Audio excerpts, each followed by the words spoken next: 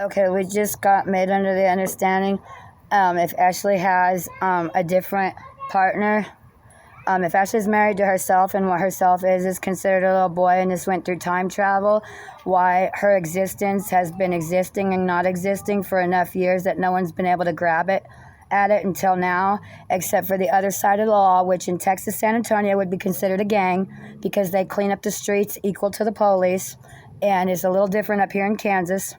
All right. Ashley is now having a face-to-face type of relationship that she thinks is with the guy who has brain awareness. Correct. So we don't want to guilt anybody, and we're just preparing that it might be cheating waiting to happen, and letting everybody aware of it. All right, true. Without anybody getting in trouble, but we can come here and we can say that we've all been under a haze. And the vampire religion, the current of Elrath, the Strigo V, is a lot more disciplined than the vampires amok. Yes, they are. We don't put up with amok whatsoever. And amok protects teenage children, runaways, and troubled people like that quite often, and is where Ashley came into the vampire religion in the first place. So Ashley has moved up to basically, it's like it would be angel grade, not demon grade, of what Ashley looks at with what. So probably not nice, not very given. It's very wonderful as long as you obey the rules. Oh, okay. All right then. So if Ashley was to die suddenly, because there's been so much switcheroo, it's considering that this Diane's son is the body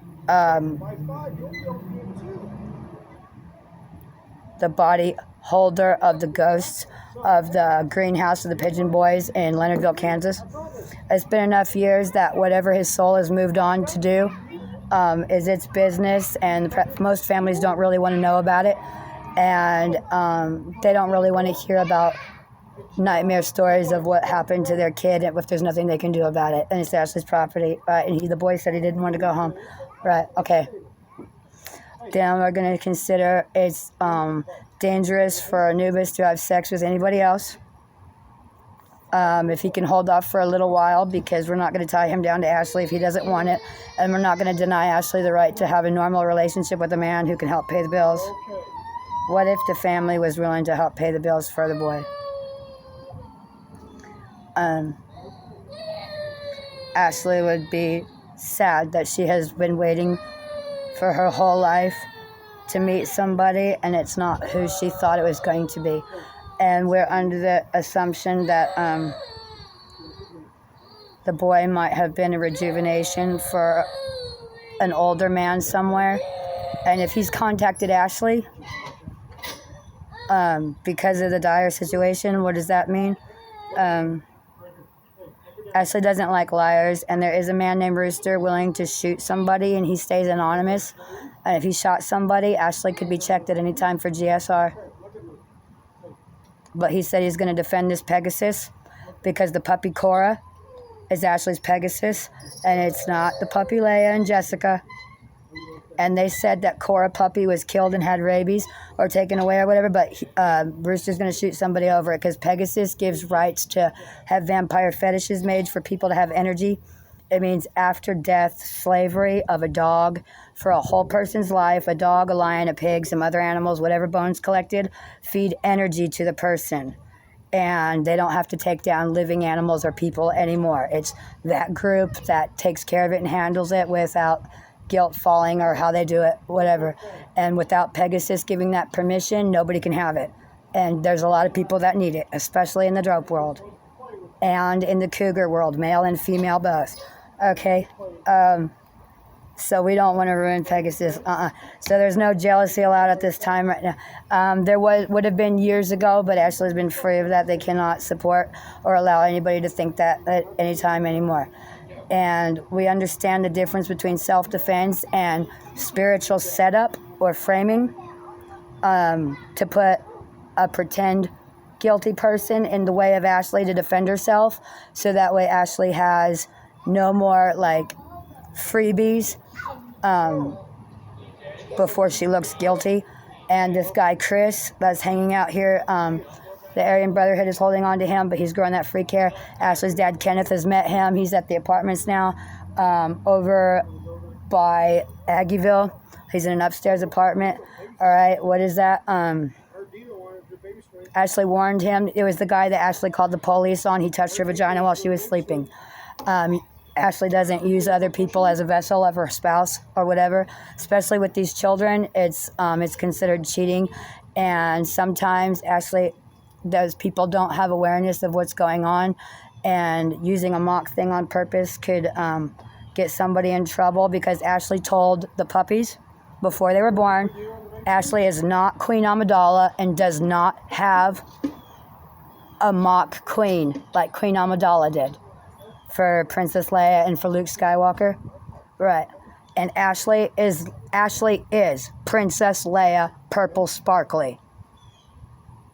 The right hand gives life, gives electricity. The left hand drains life without drugs. It's kind of like why Michael Jackson wore a glove over his hand. We did not pass that through. We do not clone that. We do not give that. It does not come off of Ashley. That's just how Ashley is. There's other people, lots of people like that. They just don't come out and talk about it. And we need this to come out publicly and register, or we're going to have more dead kids all over the place and no safe place for anywhere to go. And Ashley names her things kind of in likeness of her. Like Samara is named after the movie, The Ring, and Samara. Okay, so is that poem. I ran, just to see, justice and jealousy. You know, and then the last unicorn and the horses, and mixed with the ring, and the horses, they followed her. Oh, okay. And Lucian is after the werewolf movie, Lucian. Okay. Hadassah is the Jewish Hadassah, and Esther and the king. Okay. Then we can assume what the kids' names are meaning of. Leia Puppy was named after Princess Leia to think about that movie, because she's with her mom. She's a little girl in her mom, Jessica's body, or something similar to that, and they're inseparable. But they was trying to get us to separate them. And if we did, Ashley was going to introduce Leia to have dragons of her own, and how easy dragons are to be killed by other people and the mob of people for no apparent reason. And it just seems spread out and it's hard to attach things. Okay, but we did not separate them? No, but we threatened to do so many times. And we could have having slipknot ties as easy as we threw skin cancer at Kimberly for her ugly face returning and touching us and ruining what we made for ourselves. Because Kimberly's too big for Ashley's body. Oh, wow. So we don't want to. No, we do not. All right. Thank you. Now there's other people here. That guy is wearing a fire rescue shirt. Right. And we don't want to scare the public or offer anybody to thinking anything is like a social gathering of like California, right? Because Ashley has a parallel with California. Right. Ashley's not supplying the public with like, let's gather around and I'll supply you. Exactly. All right. Ashley has agreed not to use a syringe in public and to stick to a same like a social drink or social smoking. Okay. Of methamphetamine. And hopefully that's what we're buying. And if it has opiates in it, we would like to be told so. And if Ashley adds something different to her own pipe, I guess, then Ashley's got to let us know. Ashley showed the police her, what was it? Crystalline flower food. And Ashley is a tree spirit, and so Ashley's tree spirit helps her with that without hurting Ashley, which it might hurt a regular person who doesn't have a plant spirit. All right, thanks, Ashley. Put this on there. I don't remember what I was asked to talk about. Okay. It looks like Matt, Texas is on Ashley, and it could also be it could be Jager number 3. Jager number 3 is an older man, calls him Jager Alexander Nose. Did say Officer Jager had FBI training. Right. And Ashley is not delusional, having the ability, but some other people might be able to speak for themselves, but Ashley could not in return speak for them. Because there are riders and spirits that are above the hierarchy, and they step in and they walk in and walk out without Ashley being in control of them. And Ashley has agreed to work with Officer Jagers in honesty, so long as Ashley's awareness of every officer in her whole life. The law can be scary and ugly, and the perpetrator has no life. And sometimes some things are not fair and they seem set up because we didn't know all the pieces to the puzzle.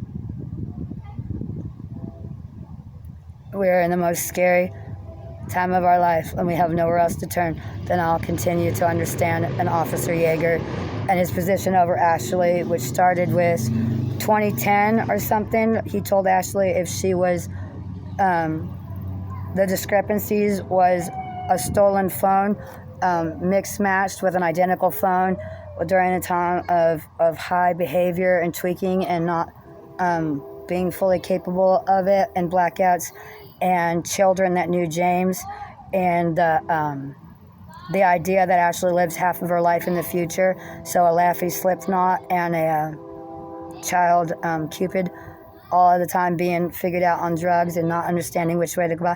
Okay, what other with Jager? He told Ashley if she was caught selling drugs or dealing, he would go after her for child support money. So she knows him as